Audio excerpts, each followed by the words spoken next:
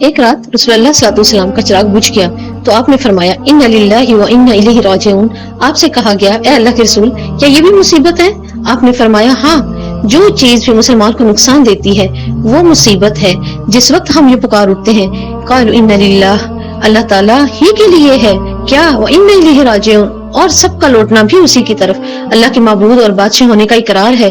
یہ دراصل بندے کی طرف سے اقرار ہے کہ اپنا معاملہ اللہ کے سپرد کر دینے اور آزمائش میں اس کے فیصلوں کے آگے سر تسلیم خم کر دینا ہے، اور یہ کہہ دینا کہ میرے تمام معاملات اللہ کے حوالے ہیں اور اس پر جو مصائب آتے ہیں وہ اللہ ہی کی قضاء و قدر ہے اور میں اسی پر راضی ہوں۔ آپ صلی اللہ علیہ وسلم نے فرمایا وہ ہم میں سے نہیں جو غم اور مصیبت کے وقت خود کو تماچے مارے، اپنے کپڑوں کو پھاڑ دے اور جاہلیت کے سے الفاظ بولے۔